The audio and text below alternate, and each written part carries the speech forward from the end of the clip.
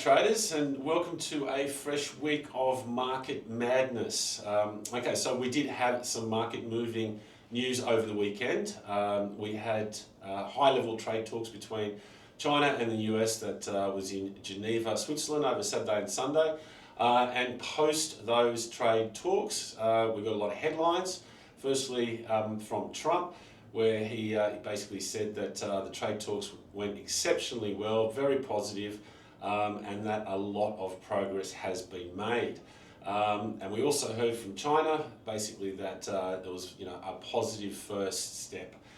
So look, in a nutshell, the way that the market has viewed this is with a lot of hope that China and the US are moving in the right direction to get a significant and meaningful trade deal done. So what does that mean for markets? Well, markets are opening Asia exceptionally risk bid, very positive on the back of this news. So equity markets, we've seen them gap up violently.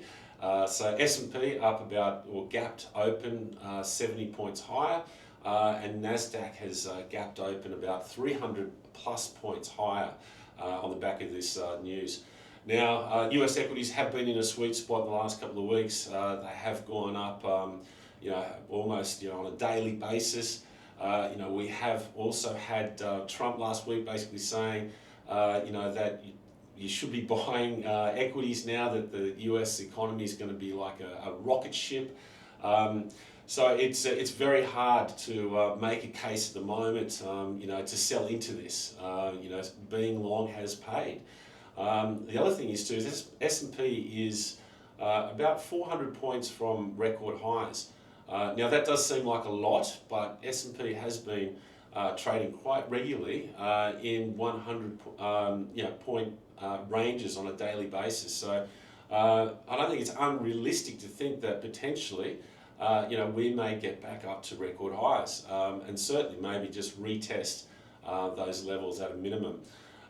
So yes, again, equities at the moment, sweet spot. Bias obviously remains long equities.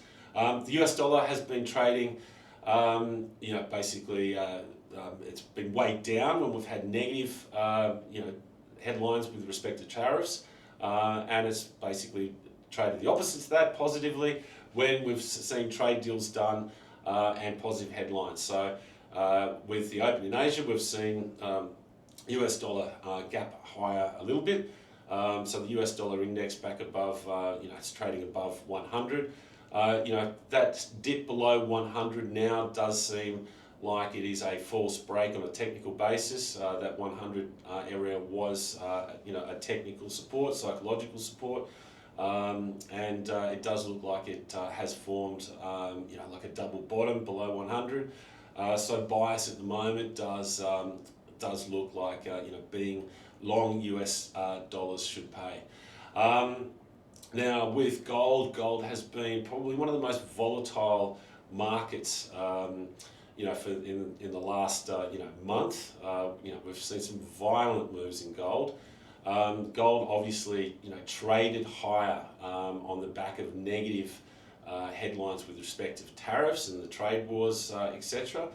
And obviously with those positive headlines on the weekend, we have seen gold gap lower. From Friday's close, it gapped lower a good $50. So big move on the open for gold. Now gold is coming into a pretty decent technical support. That's around that 32.60-70 area. If it does break below that 32.60-70 area, potentially we could see a run down to 3,200, and I'd say that would be at a minimum, and potentially lower for gold. So I think with gold, certainly there is a big gap to fill back up to that 33, 20, 30 area. Bias, if we do see some gap filling, is to sell into those rallies, because selling gold on any sort of strength or rallies has certainly paid big time.